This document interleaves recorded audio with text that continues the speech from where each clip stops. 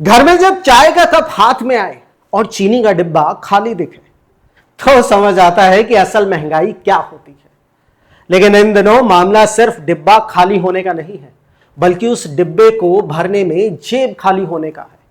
रक्षाबंधन और गणेश चतुर्थी दरवाजे पर दस्तक दे रहे हैं और हमारी आपकी रसोई में खामोशी से राज करने वाली चीनी अचानक नखरे दिखाने लगी है। जो चीनी कल तक 40-42 रुपए किलो में चुपचाप मिल जाती थी, वो अब रिटेल में 65 रुपए छू रही है। थोक मंडियों में तो हालत यह है कि हफ्ते भर के अंदर बोरियों के भाव सीधे 4500 से उछलकर 6200 रुपए प्रति क्विंटल पार गए। यानी त्योहारों के मौसम में मुंह मीठा करना अब हर किसी के बस का खेल नहीं रहा। हलवाई से पूछो तो वो माथा पकड़कर बैठा है और नुक्कड़ के चाय वाले की उधारी डायरी अब दोगुनी तेजी से भरने लगी है। तो जिस देश में गन्ने के खेत मीलों तक फैले दिखते हैं, वहां अचानक यह मिठास कड़वी कैसे हो गई? नमस्कार, मैं परवेश पामल और आप देख रहे हैं दैनिक ट्रिब्यून। और इस सवाल का जवाब किसी रॉकेट साइंस में नहीं है, बल्कि आसमान में छुपा है। गन्ने की फसल को चाहिए भरपूर पानी, लेकिन इस बार बादलों ने ठीक वक्त पर धोखा दे दिया। मॉनसून सामान्य से 13% से भी ज्यादा कमजोर रहा और बुवाई के दिनों में तो सूखा ही पड़ा रहा। नतीजा यह हुआ कि पूरे देश में गन्ने का रकबा सिकुड़ गया। और इसका हिसाब किताब बहुत सीधा है। देश को साल भर में चाहिए लगभग 28.5 मिलियन टन चीनी और खेतों से उम्मीद बन रही है सिर्फ 27.9 मिलियन टन के आसपास। यानी सीधे सीधे 6 लाख टन का अंतर। और ऊपर से हमारी गाड़ियों को साफ हवा देने के चक्कर में गन्ने के रस का एक बड़ा हिस्सा एथेनॉल बनाने में चला गया। गाड़ियों का इंजन तो खुश हुआ, मगर रसोई की मिठास पर मायूसी छा गई।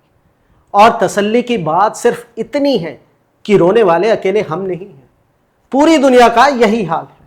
ब्राजील, यूरोप और थाईलैंड में मौसम ने ऐसा रंग दिखाया कि इंटरनेशनल मार्केट में चीनी 15-16 महीनों के सबसे ऊंचे भाव पर पहुंच गई। और जब घर में आग लगी हो तो पानी डालना ही पड़ता है। सरकार ने भी वही किया। सबसे पहले बाहर भेजने पर रोक लगाई। सरकार ने साफ कह दिया है कि पहले अपने घर की थाली मीठी होगी, फिर दुनिया की। सभी तरह के एक्सपोर्ट्स पर ताला जड़ दिया गया है। गोदामों पर पहरा बढ़ा दिया गया है। जमाखोरों को लग रहा था कि त्योहारों में माल दबाकर चांदी काटेंगे, लेकिन सरकार ने स्टॉक लिमिट लगा दी है। मिलों को फरमान है कि बिका हुआ माल 7 दिन के अंदर गोदाम से बाहर दिखना चाहिए। और अगली जो तैयारी है वो है विदेशी चीनी पर से टैक्स हटाने की। 2017 के बाद पहली बार ऐसा माहौल बन रहा है कि बाहर से चीनी मंगानी पड़े। सरकार अपनी 100% इंपोर्ट ड्यूटी को हटाकर करीब 10 लाख टन चीनी बिना टैक्स के देश में लाने की तैयारी कर रही है। और चौथा है समय से पहले पिराई करना। यूपी और महाराष्ट्र की चीनी मिलों को 10 से 15 दिन पहले ही चालू करवाया जा रहा है ताकि नया माल जल्दी बाजार में आ सके। लेकिन जानते हैं, इस पूरे खेल का सबसे मजेदार तमाशा शेयर बाजार में देखने को मिला। इधर आम आदमी चाय में 1 चम्मच चीनी कम डालने का गणित लगा रहा है, उधर शेयर बाजार में चीनी कंपनियों के शेयर 10 से 12% की छलांग लगा रहे हैं। यूं लगता है कि दलाल स्ट्रीट को लगता है कि आम आदमी की जेब चाहे कटे, मिल मालिकों की तिजोरी जरूर भरनी चाहिए। तो कुल मिलाकर सीन यह है कि जब तक बाहर से चीनी के जहाज हमारी बंदरगाहों पर नहीं उतरते और नई फसल का रस मिलों में नहीं खौलता, तब तक रसोई का बजट थोड़ा संभल कर ही चलाना पड़ेगा।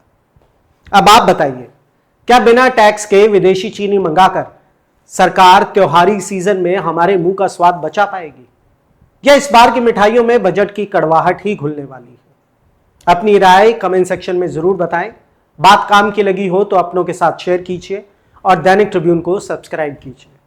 मैं परवेश पामल, धन्यवाद।